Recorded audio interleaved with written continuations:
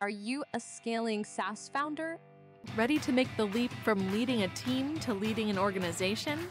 Join us each week as we refill your think tank with actionable tips and strategies from great business minds you know and those you don't know yet. This is SaaS Fuel with your host, 5-time entrepreneur, SaaS founder, and globetrotting adventurer, Jeff Maines. Welcome back to the SaaS Fuel podcast, where flipping through pages and sipping on an espresso is an idea of our perfect blend, literary caffeine for the soul. I'm your host, Jeff Maines. I help B2B SaaS founders like you grow from traction to scale. Here, growth is more than just numbers. It's about crafting a future-proof company, premium valuation, and leaders who build a business of significance while living epic, adventurous lives. I'll never forget the day I stumbled into a tiny bookshop and found my new favorite place. If you remember an old TV show called Cheers, or maybe you've seen reruns, it really reminded me of that place, where everybody knows your name and they're always glad you came. It was like Cheers, but with books and espresso. It's pretty awesome. First time in, I got a little tour, chit chat. What do you like to read? And good conversation, good for customer service, fantastic coffee. It's like a great experience. And I have to just take a little break here. Does anybody else like the smell of old books? Does that bring back great memories? Who else likes that? Drop me a comment below. So I had this great experience. And then the next time I came in, the staff greeted me by name, offered some reflections on my last purchase, and recommended the perfect new novel based on what they knew I liked. Like, what? Are you kidding? How do you know this? Are you stalking me? How do they do that? They have like a camera as I was walking in and pull it up in the database and everybody go look. But they just remembered. And they even asked if I wanted a double espresso again or if I wanted to mix it up this time. Like, this is just crazy. Like the Twilight Zone. But the thing was, every time the door opened and somebody new came in, it was like they were all old friends. They personalized their service and created a whole experience that puts Amazon's algorithms to shame. It reminded me that customer experience is the ultimate competitive advantage. Here's why it matters so much. First is that experience builds loyalty, not just satisfaction. Great experiences create an emotional bond, not just a transactional one. Neuroscience shows that we're wired to crave experiences over products alone. Deliver a distinctive, meaningful experience, and customers will keep coming back. The second is referrals. It drives growth through word of mouth. I mean, I'm talking about it right now. And in the social media age, experience is the word of mouth currency. One amazing customer experience leads, a dozen social reviews. Conversely, one bad experience gets blasted all over the place for everybody to see. So experiences give people something compelling to talk about. Number 3 is that it attracts top talent who want purpose. What do I mean by that? The best people today want to work for companies with greater purpose beyond profits. Building a renowned customer experience, something that you're really known for, gives your team something inspiring to rally behind. You guys know how much I like Chick-fil-A. It's that same kind of thing. Why are their people so awesome? Because they're rallying behind that purpose. Experience can't be automated or copied. It makes you stand out from competitors in a sea of similar products and pricing. Obsess over every touch point and make your customer say, wow. Do that, and you'll build a tribe of advocates eager to share your story. Our expert last week was Justin Chi, founder of Cold Email Hackers. Justin shared the latest in what works in email trends and his process for getting the message really dialed in before scaling it up. Don't want to miss that. And our founder last Tuesday was Roland Sieblink, 3-time founder and builder of 3 unicorns. We talked about leading organizations, keys to scaling without growing to death, and how to get your SaaS on the fast track. If you missed either of those episodes, go back and give them a listen. My guest today is Jason Friedman, founder and CEO of CX Formula. Jason is a master in transforming customer experiences into revenue. With a background in lighting and production designs for iconic bands like Fleetwood Mac and a knack for creating unforgettable moments, he's now dedicated to helping companies craft their own rock star customer journeys. Put your lighters in the air for Jason Friedman. Hey, Jason, welcome to SaaS Fuel. Hey, thanks for having me, Jeff. Excited to be here with you today. I'd love to hear a little bit about your journey. You self-described theater nerd to becoming a successful serial entrepreneur. I mean, what inspired that transformation? Yeah, it's been a journey, right? As a young boy, I found myself doing behind the scenes theater stuff like building sets, doing lighting and so on and so forth. And I became addicted to it. And so all from, the early ages at summer camp from like 8 or 9 years old, all the way through high school and then into college, I was doing theater. So live shows, whether it be dance or musical theater or whatever. And what was so intoxicating about it really was that audience reaction, right? Like you do all this stuff and it's all designed for someone to experience it. And when they do, and you've done it well, they give you a standing ovation. And there's nothing like that kind of opening night excitement and the jitters and the fear on stage, and then having that audience kind of love on you because they really were moved by it. And it's pretty cool. And so over the years, I learned how to tell a story in a different way, how to use multiple senses. Like, when you do theater, it's like the costumes and the props and the lighting and all these different things that help tell the story. It's not all the dialogue and like what the actors do. It's all the things. And so I had this kind of Mr. Miyagi Karate Kid wax on, wax off experience where at the end of this journey, it's like I knew how to create a compelling experience for people. And so we started doing it with businesses. And so my first real business was actually doing audio video, like bringing theatrical technology into physical places like retail stores, corporate environments, theme parks, you name it. Like, how do we actually bring things to life in a place that is normally bland, right? And so that's where it started, on bringing all that cool technology stuff in. And it quickly evolved because we started asking different questions, right? So the first question that we asked, someone wanted us to put, they weren't LED screens, but they were like old television screens, hanging them up in a retail store. And we were like, awesome. So like, why are we putting these up? Like, what do you want to happen as a result of doing it? And they were like, you know what? Like, we don't have an answer for that. And so we started like really talking about like the audience. Like, so when a customer comes in, like, what do you want them to do or feel, or how do you want them to experience your store? That TV is going to play a role in, or what is the media that you would put on that TV, right? And so it started to really focus in on the why and the audience and how are we creating this thing that's tailored to that audience. And man, like it expanded into like, that's been my whole journey. It's like, how do we help businesses connect more deeply with their customers? And every business I've had, the through line for me is how do we create a remarkable experience that turns our customers into our marketing, where our experience is the marketing. It's the things that fill our funnel, that help us get bigger results, that help our business grow because we're obsessing over helping our customers grow as well. And so it just, I guess, happy accident that from theater to business, but it served me well. And I think my clients as well. That's very cool. And that's a question that's asked a lot in theater. I mean, every scene is really set up with the idea in mind of what is the audience experiencing in this moment? What are they experiencing in the scene? What's the emotional arc? What are we trying to communicate? Totally. And I think that applies very much to business and client experience. Is really important. So I love that you bring those elements in and are asking the right questions. Yeah, cool. I appreciate you asking that. You've done a lot with creating those kinds of experiences. Tell me some about that, and how should we be thinking about that in our own businesses to create great customer experience? What does it look like, and how do we create that in our own business? Yeah, like I've been doing this now for a really long time. It's approaching 30 years, right? Which dates me, I know. But here's the observation I have.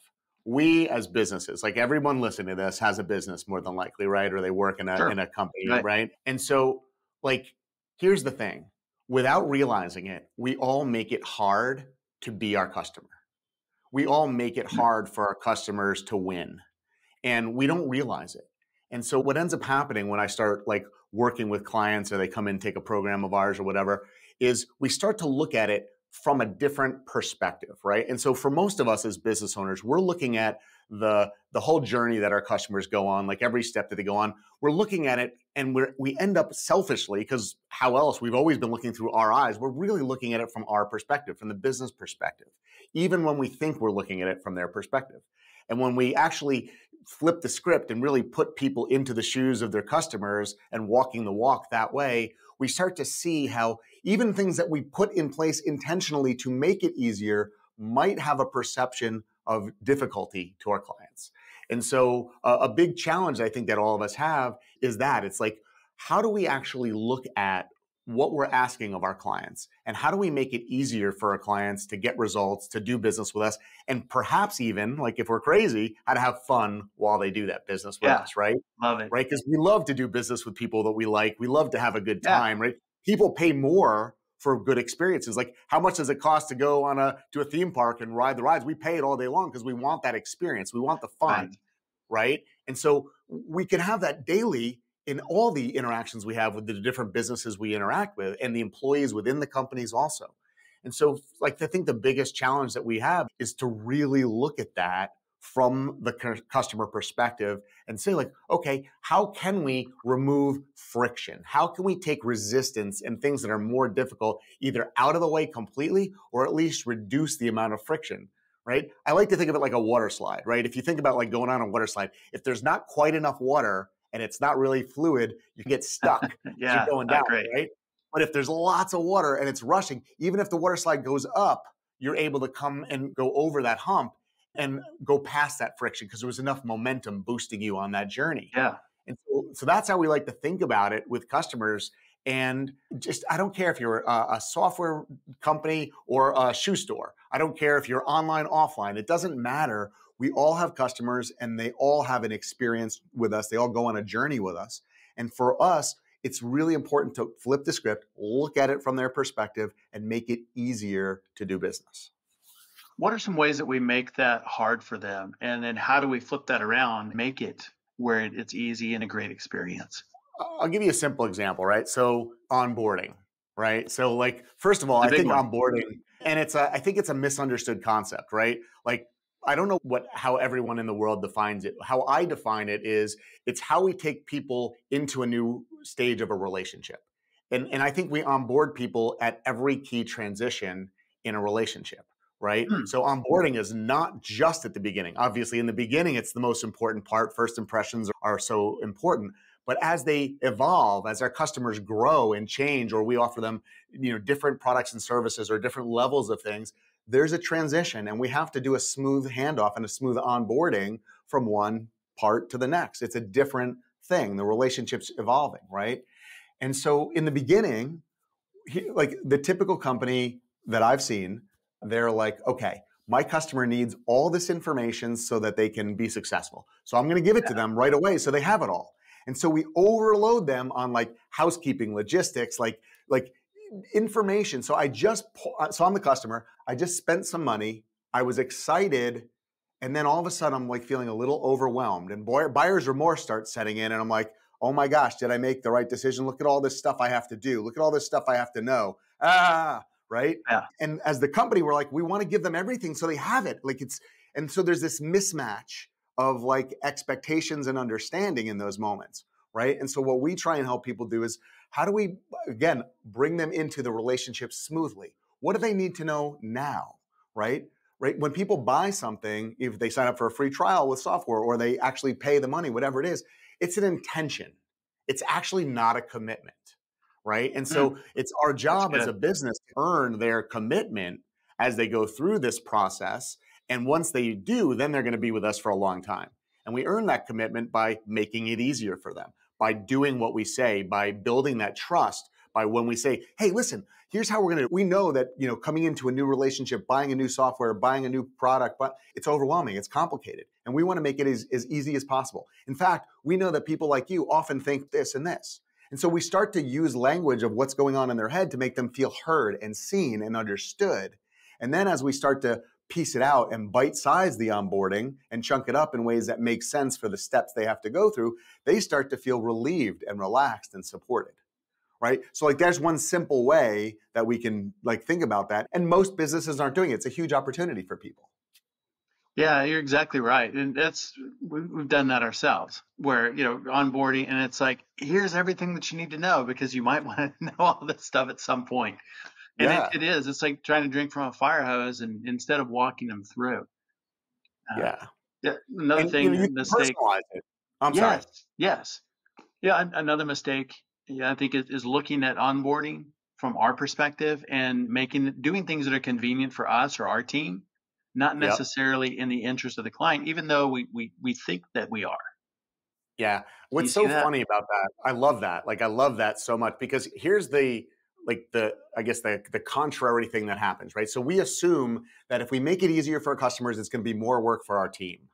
And what always ends up happening is as we make it simpler and easier for our customers, it gets simpler and easier for our team because there's more clarity. Number one, there's less support issues, there's less complaints, and there's less mismatch, right? And so we are always making it easier. The more that we build the system around making it easier for our customers, the more our team actually knows what to do, the more we can automate things, the more we can actually, make it simpler on both sides. And so while we think like, oh, we got to make it easier for our team, it's too much to do, more often than not, when we make it easier for the customer, we make it easier for the team. In most cases, I'll actually have people remove things that they were doing for years because they thought that it was helping. It was so good. We'll save tons of time and money by like simplifying it, right? So I have a great friend. Her name's Ann Wilson. She has this quote. She always says, boring is beautiful. And I think sometimes that's true. Like we don't have to make it crazy on the backside. Like it can be a boring, simple process on the inside that is beautifully simple and that helps people get what they need, right? And so as we think about it, like we try and sometimes build these overly complex systems to do stuff that we really don't even need to be doing. And so it's just interesting because as I said, when you look at it from that customer perspective and you start simplifying it, there's a win internally and externally. Yeah. Last time you talked about the 4 key variables and understanding the customer journey. Let's talk about that and how they fit into creating that experience. Yeah, thanks for that question. So,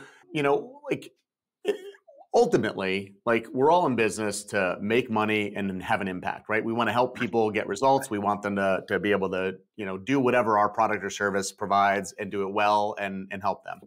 And so that ideal result for us is that their clients get their results. They rave about their experience with us would be amazing, right? They renew their subscriptions or their memberships with us, right? If they have recurring software or whatever, they return to buy more products from us.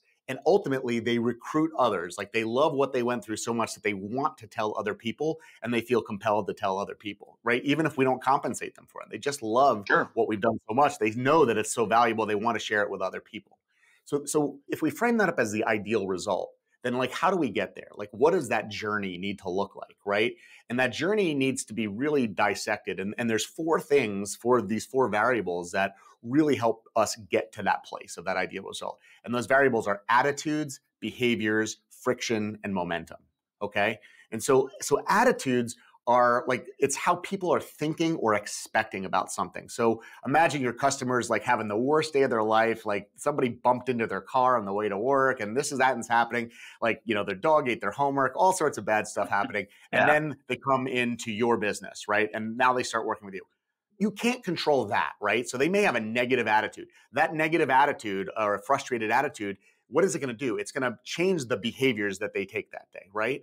And so what we have to do is we have to understand the attitudes that our people are having at each step within our journey. And even if we can't control them, we have to be aware of them, right? Because we will actually do other things to help influence those attitudes to help them, right? So attitudes actually inform the behaviors that people take. Now, obviously, for all of our businesses, we need people to do things to get results, right? And so we have to understand what those behaviors are that people are doing.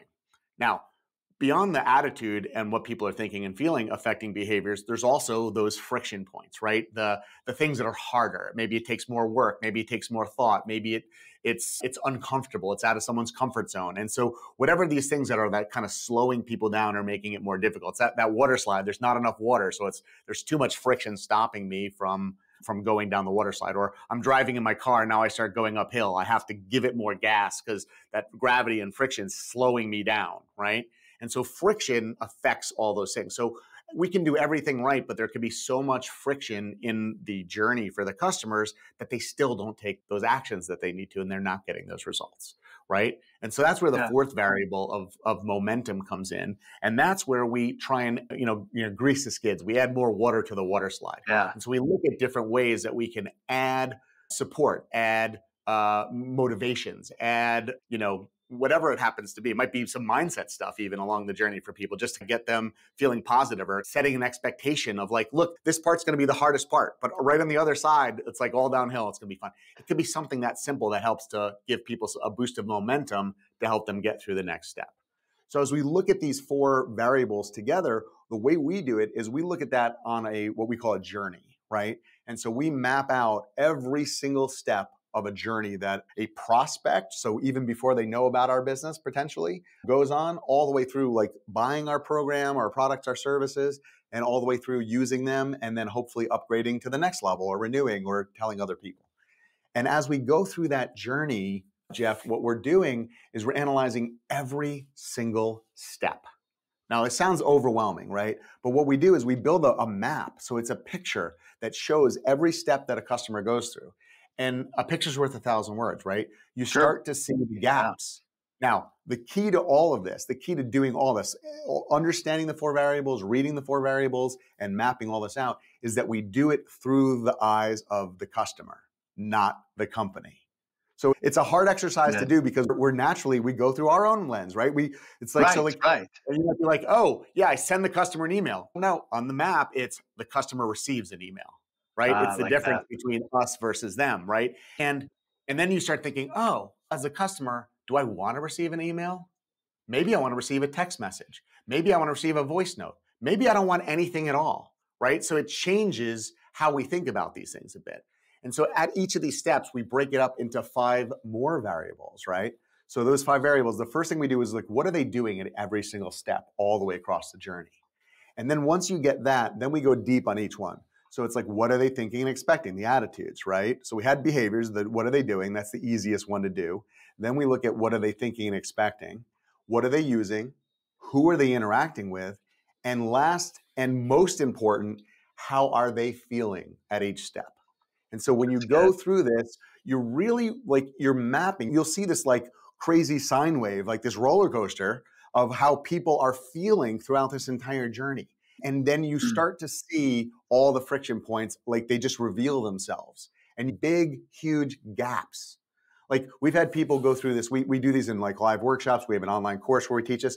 And we have people, founders of companies, entrepreneurs that have built this, it's their baby. They weep because they feel badly that they've created big holes, right? And then there's spots where they feel like they rejoice and they're like, wow, like that's why they're getting results here, right? It's an emotional journey for us. Also, because you start to really see it. And once you identify those friction points, now the hard work comes in. It's like, okay, how do we make it simpler? How do we make it easier? How do we reduce or eliminate those? And what's fun about that is a lot of times it might be 4 steps earlier that you have to do something to eliminate the friction point that's 4 steps later. Interesting. So you're really looking at how do you craft this whole thing, right? It's like you're not going to get a downhill on a roller coaster unless you go uphill first. So you have to go back and say, okay, what do I have to do? How do I go upstream and see what's going on there that'll affect what's happening downstream, right? So you get to really be artistic, right? We're all creative people in our businesses and whatever. This is where it's like art and science. Like you're seeing like logistically and logically what all's there. And now it's like, okay, how could I make this better? You get to bring some of your creative juices in and start to think about what do you do to make it better for those people. And so it's a lot of fun to do it. That is really cool.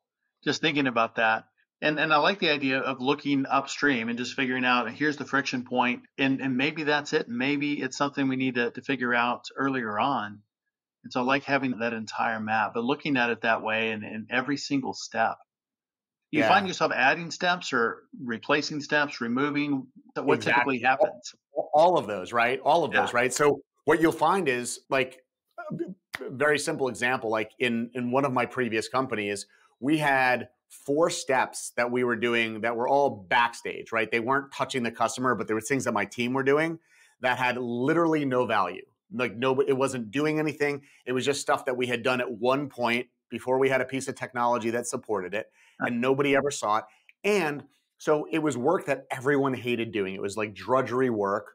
It cost a lot of money in like materials. Like we were like making copies and shipping things to, it was crazy. Like we saved almost like it was like $180,000 over the course of a year by eliminating these 4 steps in our business. And it was like, oh my God, how long has this been going on for? Right. So like that's just one example. We would just remove those. It had zero effect on the customer, right? But we wouldn't have even noticed that unless we mapped out all the steps of what was going on. Then, with that same experience, we started looking at what's happening with the customer, and we realized like we really are not good at communicating with our customer. Like they are in the dark a lot while things are happening, and there's so much happening. If they knew about it, they would probably feel pretty grateful about the stuff we're doing, especially when it comes to renewal time for our contract, thinking, wow, these guys are really working their tushies off, right? And so we had to get to a place where we like learned how to actually share, not in an overwhelming way, but giving them updates and feeding clients information. Like maybe a lot of us do things that make things so easy for our customers, they almost forget the value that we're creating. And in our case, that was happening. And so we found that we needed to add some steps of communication to the client that made them feel more supported and more knowledgeable of what was happening for their business. So it could be things like that. It could be things like I said, like in the onboarding, where you might have 1 step for onboarding where you just vomit all this stuff in an email to people. And that may need to be chunked up into 4 steps over a period of 30 days or something like that, right? So sometimes it's adding more steps. Sometimes it's simplifying things and removing some steps. Sometimes it's tweaking a step, right? So, and then other times, Jeff, it's adding variable steps. And so like we all have different avatars or different customers, right? Not all customers are the same. Right. Right. So we might have some like if then statements in our journey that we realize, wow, you know, we've been treating everyone the same and they're not. And so this is actually really helpful to 60% of our customers, but it's really frustrating to 40%. And so we might have to find a way to segment our customers and know who they are and adjust our journey so it's personalized a bit, mass customized for the types of customers we have. And so in some cases, it's creating, you know, a few different highway lanes that have some slightly different turns in it for the different customers that we have. Picture this. Your entire team aligned and just unstoppable, building a future-proof business with total clarity on what success looks like. It's easier than you think with Champion Leadership Group. Whether growth is booming, a little flat, or you feel like your solution is the world's best kept secret, we've got you covered.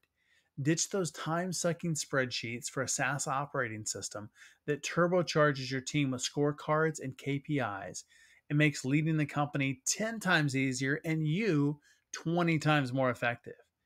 Add that to a community of scaling SaaS founders and on-demand access to a fractional C-suite. Pretty cool. It's all designed to unlock your company's full potential, support higher valuation, and elevate you from an engaged operator to an empowered owner. Say goodbye to manual madness and hello to world-class business operations. Now is the time to upgrade from traction to scale. Learn more at championleadership.com, where leaders evolve and companies transform. That's really smart. We're really thinking about it in a very granular way. That it's not Yeah. one size fits all, but really choose your own adventure based on who they are and what they want to do. 100%. And I think that's like probably like the second biggest mistake I see people make is that it's like we treat everybody as this one size fits all approach.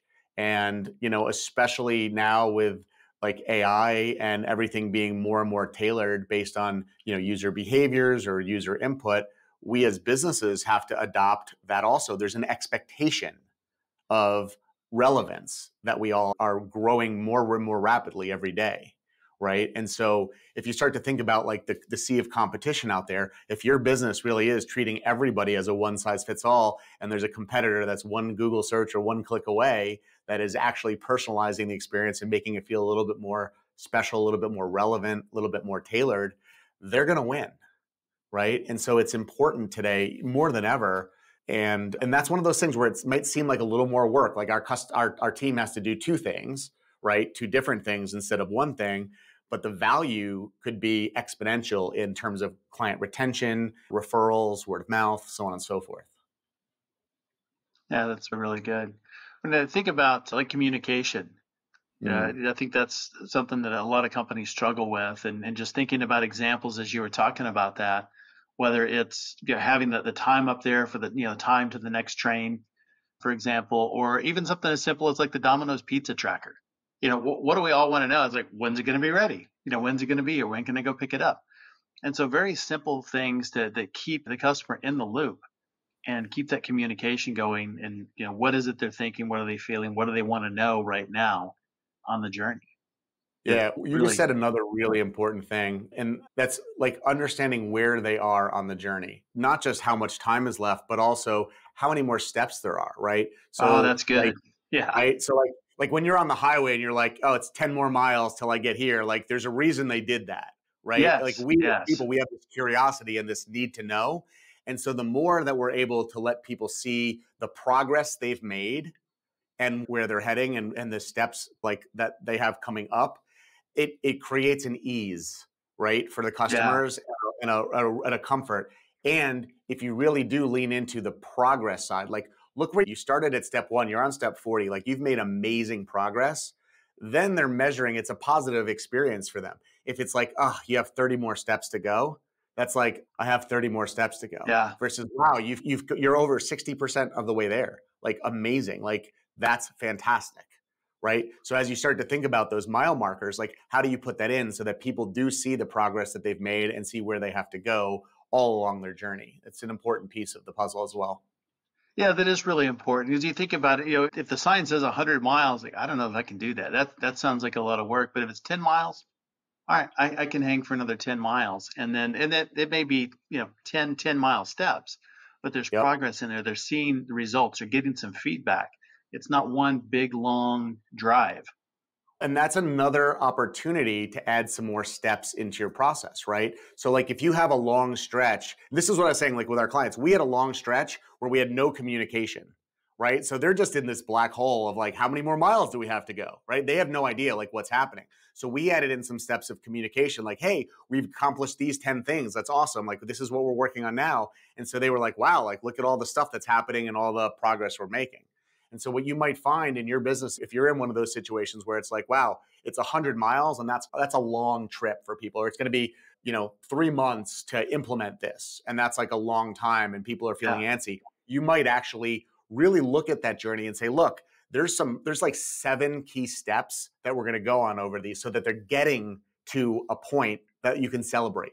You celebrate that win of that point and that win. So it's not, 3 months of time as the win. It's step 1 is in like maybe 3 days, and then it's 7 days, and then it's 15 days. So you're giving it some excitement and you're changing the variable. So it's not every week, right? Because that almost feels monotonous and I stop tuning in. If it's at different variable times, it's a little bit of a surprise and delight in some ways, right? Even if you set the expectation in the beginning, it's still like, wow, like we made a lot of progress quickly, right? And so one of the concepts we teach, and I think we talked about this, is the idea of time to first value. Yeah, right. That's so important. Right? 100%. Right. So the shorter the amount of time to the first win, the perceived value that a client gets, the more likely they are to stick with you, to feel good, to stay engaged. And so as you think about setting up your journey, right, even if it's already there, we start to like transform it. We call it a journey is like what you had in the past. A pathway is what you have in the future. So we try and help people create kinetic pathways that kind of make people fluidly move along them. And so as you're doing this and you're putting up those mile markers, it's like, where do we need a boost right? So these might be like these momentum boosters that you put in. It's like, wow, congratulations. Like you made it to this thing and you did it in record time. Only 2 days and we're here. Congratulations. Like you're amazing. You're doing really well. Our next milestone is going to be here. As soon as you hit this and this, we'll be there and we'll reach out and let you know, or whatever it happens to be for your business, right? And so as you start to put these steps in there, what you're doing is you're showing the client the progress, you're celebrating the wins, and they're feeling that momentum, right? That they're in that flow channel. It's like when you play a video game, right? When you're gaming, if you play games, you have kids that play games, they artificially, like the beginning, it's easier, right? You don't have to have all the skills, and they celebrate you and you win awards. And then it gets a little harder as you get better. And as you get better, it gets a little harder and it takes a little longer to beat the dragon or whatever you're doing, right? And so it's the same thing in our business. Like when someone first comes in, it's got to be the easiest. And then it can get a little bit harder as they go on that journey because they're also building up trust. We're building relationship. They're getting skills. They're getting results. And so all of a sudden, like it builds, right? And then you add in the fun layer. So like they're actually enjoying it. You enjoy that. That's cool. Like that's how you're going to build a really sustainable scaling business. I like that. You're taking that intention and turning it into commitment one little step at a time. Exactly. I mean, that's what better way is there to build commitment and have people. It's like, like I had a coach who's literally changed my life, Dan Sullivan from the Strategic Coach. Oh yeah. Yeah. And, Dan, like one of the things that he always like talked about was this whole idea of that kind of success, right? Like where, like the commitment is something like you have to earn this, right? And you have to keep selling people. Like, again, like they have an intention when they buy from you, right? Yeah. But they're not truly sold yet, right? And so we have to keep making sales to them on what they already bought, right? Not that we have to upsell them, but we have to keep selling them that they made a good decision, right? Because we have this whole thing going on in our head. We have all these cognitive biases. All the sins of the past are there, and they've tried to make our brain make decisions easier so it doesn't have to burn calories, right? And so like in our course, we talk a lot about the psychology of this because there's a lot of psychology. And so we get excited when a customer wins. And then as the business, we're like, awesome, you're in. Let me go get another customer. Instead of like, right. Oh, you're in. Let me make sure that you win inside. Right. And so like that's like we want to flip the funnel, so to speak, and have people spend a lot more resource and intention and time on obsessing over clients getting success and getting results because they become your marketing, right? Those success stories fill your funnel. Those success stories, and they fill it with energy, with authenticity, with like they really truly want people to use your product because they've had amazing results. And the third-party endorsement from clients that have used it is more powerful than any marketing you're going to put out there saying this is amazing, right? And so we have all these budgets for client acquisition. We don't actually have all these budgets for client success and retention. And so we're trying to help people understand how to budget, whether it's money, time, focus, whatever that happens to be. Because when you do, every dollar you spend on the front becomes many more dollars on the backside, right? And so it's just really important. That makes a lot of sense. And just like you said, it's that sale point is not the end of the journey. They are onboarding. It's just a different relationship stage. So if you think about the funnel before, now you've got a point in time where they say yes, and then you have that funnel afterwards where it is that building the relationship because you're turning intention into commitment, getting them those wins and continuing to move them forward. Yeah, 100%. And that's why I say like onboarding happens at various places, right? Like when someone first comes to your website, they've never met you before, there's an onboarding, right? You're onboarding them into your journey, right? New relationship stage. Into your world, right? It's a relationship change, right? Yeah. When they purchased your program and they've had success and now they're eligible for like maybe like another level of program or they've unlocked access to something else, new onboarding. Right? Like we can't assume just because they've been in our world, they understand what the rules and the game is for over here just because they were over here. And most of us do. Right. And so like there's a huge opportunity there to really make it great for our customers. And like that's what it's all about, right? We all think about lifetime value. Hopefully we all think about lifetime value. Like when a customer comes into our world, how much are they worth over time? And when you really start to expand lifetime value beyond the customer and it's all the referrals, like one customer can be worth a whole lot more than we ever really give it credit for. And so like every referral that comes from that customer goes on their lifetime value calculator, you know? And so how do we turn them into these, you know, revenue generating machines? We do it by helping them have massive success, right? And it's just a self-fulfilling prophecy. Yeah, that's really good. And I think so many companies don't do this. They don't spend the time that this can really be something that is a differentiator, creating a moat around our business. I mean, so many people are looking for that competitive advantage and overlook something like customer experience. Do you see it that way as well? 100%, man. I love that. And like, so I think it is a moat. I think of it as a fingerprint, right? It's like you I are like the only that. person with your fingerprint. The experience that your clients have with your organization, with your products or your services, that is your fingerprint. That's what makes you uniquely you. And that's how they're going to identify, right? And with the world of AI popping up and everyone can create content, create a new business and do all this great stuff overnight and, you know, basically copy somebody else's stuff and just set up shop, what's going to differentiate you? If all things are equal, like if you could buy a BMW from this dealership and from this dealership, why do you choose one over the other, right? They're the same price, same exact make and model, same color, same features, same everything. Yeah. You got to choose. How do you choose? Which one's going to go a little further for you? Which one's going to be there when you need it? Which one's going to do the things that actually make you feel like you matter, like you're not just a transaction? Right. And that's true of every business. We just don't always think of it that way because your software is different from your software. Yes. And right at the end of the day, I might be happy to try and like lose these 3 features to go to this one because it's 5 cents cheaper or because it seems like it has one other whiz bang thing or whatever. Right. And so it is that experience like that builds loyalty, that builds referability, you know, so it is the moat around your business. I love that analogy. And you know, it's so funny. I think I said this to you when we were chatting earlier. Like I've been saying this for like the 30 years that I've been doing this. And every time I say it, I'm like, it's more true today than it ever has been before. And Jeff, it is more true today than it ever has been before. The world is getting more competitive. The internet keeps creating, like your competition is like one click away. And in some cases, you can have a whole list of amazing competitors with like all sorts of analysis from AI in like, you know, one click. So your competitors are less than a click away because you get a list of 10 for one click. So it's like today we have to do this. The companies who will be successful will focus on this, like period. Like it is, I am 100% certain. And it makes sense. So you're really creating experience, you're creating community, you're creating something more than just a product. Which, you know, probably, you know, and there could certainly be some arguments about this, but, you know, a lot of products are pretty close to commodities because one is very similar to another.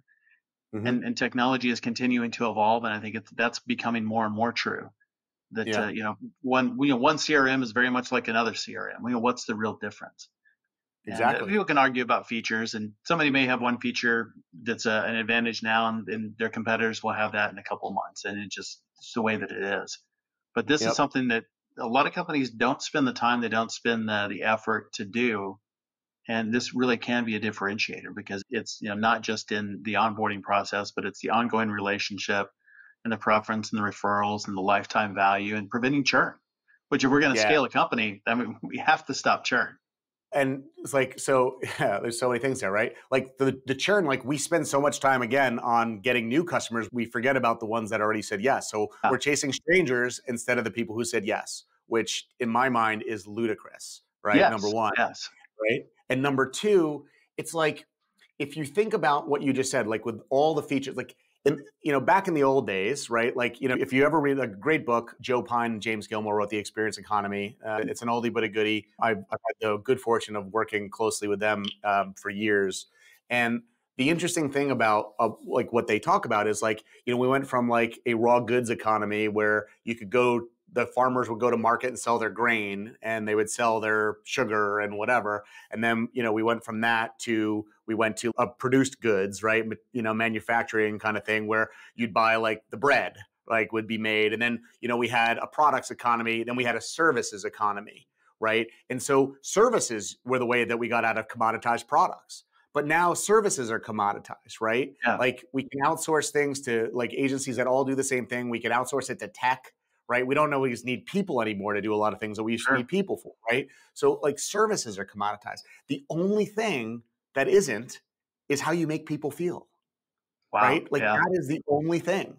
Like, so unless you want to race to the bottom and keep going there, then you need to listen to this, right? Whether you listen to me or anybody else that's talking about it. I don't know a lot of people that are, but like this is the thing that you have to be focusing on because it is the way, right? And so it's not just about like, so it's in experience, the definition, we haven't really defined it. I want to leave people with this thought about what it is. It's not what you do, it's the result of everything you do, right? It's not the cause, it's the effect, right? So people have an experience, right? It's the perception of how people feel after their interactions with your brand, your business, your product, your service. And so as you start to think about this whole idea of experience, it's not giving them a gift. It's not just giving them a discount. It's not just giving them better customer service. It's not. It's the sum of the parts. It's eliminating the frictions. It's finding the moments that matter most and leaning into those.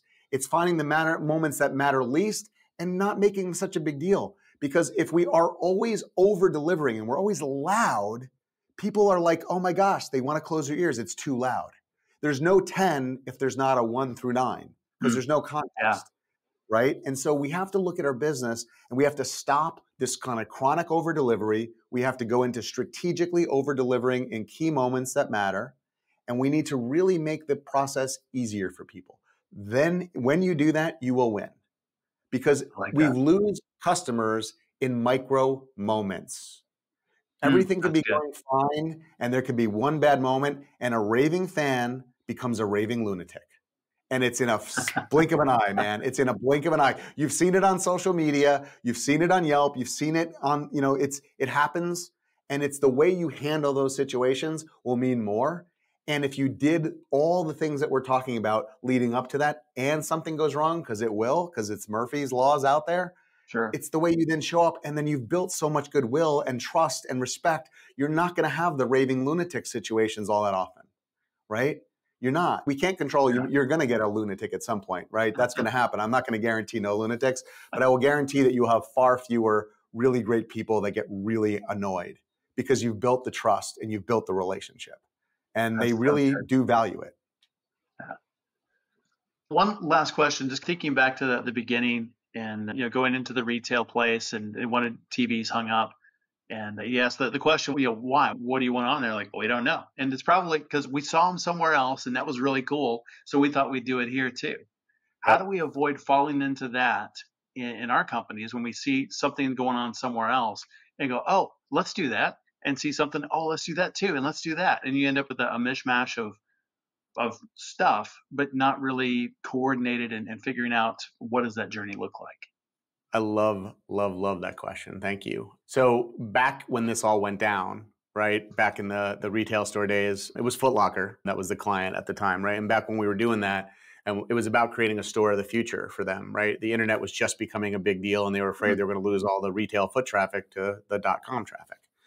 And like I started talking about it and I had this epiphany that I had to tell other people. And so I published this article at the time that started to go viral back then. And we didn't have the internet so big then. It was like in magazines and whatever. I got picked up and I got called to do interviews on little like local broadcast television things. And it was like a big deal at the time. And the article was called Strategy Trumps Technology, right? Ooh, and that's what I called the article, right? And so forget the word technology in this instance, right? Strategy trumps tactics in this scenario, right? And so if you see everybody else doing it, that doesn't mean you should. It means maybe you should think about it, but it doesn't mean you should do it. What I want you to do is I want you to reverse engineer your customer journey. And so here's how I want you to do it. I want you to start out with your avatar. So understand who your customer really is. If you have 5 avatars in your business, 5 different kind of customer prototypes, pick one. Pick the most frequent one, like the one that is like the largest percentage of your customer base. And then I want you to do a theater trick with me, right? We started with theater. We're going to end with theater here, right? So I want you to do a theater trick. Pretend you're Matthew McConaughey and you're going to play this customer in a play on stage, in a film. And you need to be believable to the audience. I want you to get into their shoes. I want you to get into character. I want you to think about what they had for breakfast. I want you to think about what they said to their kids before they left for work, what car they drove in. Did they get frustrated on the drive? What articles did they read? What television shows did they watch? How do they feel? How do they, like, I want you to really get into their head so you understand who they are. And once you're there, I want you to imagine that you just completed the journey. It could be the entire journey of like going through your whole process. It could be the onboarding. Pick a point in time. But let's say you're doing your whole journey. So they just finished using your software platform. They got all onboarded. They got it working, and they're having results with it, right? So they're at that milestone where it's like it's working, it's implemented, it's across the organization. And that customer is sitting on an airplane and he's talking to someone and he's just had the best day. Like everything is firing on all cylinders. He spent a bunch of money on that. And the person's like, why are you like smiling so much? And he's like, dude, you won't even believe this. And he goes into this whole like monologue about the journey he went on with your business. Like, I was looking for this piece of software forever. I tried like 10 different ones. And would you believe that when I finally found this one, it blew my mind. Like, I wasn't sure when I first signed up. It seemed like it was gonna be complicated, but every step of the way, they made it easy for me. Like, it was like bite-sized chunks, and they kept celebrating like every time we took one. So it got like so exciting to do it that my entire team jumped on and they were just doing it. And we were beating the average of how all their customers did it. And as we went through it, like, I was worried that my people wouldn't even want to use this software because they were so used to doing it the old way. But all of a sudden they fell in love with it. And they fell in love with their customer, like account manager too. I've never seen my team so engaged before. Like, if you have this in your business, you have to go try out Jeff's software. I want you to write that from their perspective of what their journey was. And then I want you to ask yourself, does hanging a screen get them there? Oh, wow. That's good. And if I hung the screen, what needs to be on that screen to get them there? Right? And if it doesn't fit, you don't do it. If it does fit and make it better, then you consider doing it. And then you look for the right place to put it, right? We do things with intention. It's always by design, not by default. And so whatever you're thinking about, put yourself in the shoes of your customer. Look at it through their lenses. Get into character. Understand what success looks like for them and what their journey is going to feel like for them. And then figure out how to actually have it happen so that they will authentically recite that script. Because you can do all those things. You just have to dream them up, right? There's a great quote from Napoleon Hill where he's like, whatever the mind can conceive and believe, it can achieve. Yep. Manifest this, right? If you can conceive what that ideal testimonial is and you believe it, you can put it in place and you will achieve it. Like, I've seen it happen with every client I work with. You just have to start at the end, not at the beginning. Outstanding. Jason, where can people learn more about you and about CX Formula online? Yeah, so you can definitely check out our website, cxformula.com. But Jeff, if it's cool, I have a little special something for your audience. Yes, absolutely. So I'm gonna be a little cute here, and I'm not gonna tell you exactly what it is because I really want to create a little curiosity. But it is one of these ideas of strategy trumps technology. So I'm gonna give you an idea. Like, it's a PDF. It's less than 10 minutes to go through it. It will change the way you think about your customers. It will change the way you think about your employees. It will change the way you think about your business. And it then gives you actionable ideas. Like, it'll help you figure out what to do with it. So all I ask is, if you download it, don't make it shelfware. Like, actually, like, open the PDF and look at it.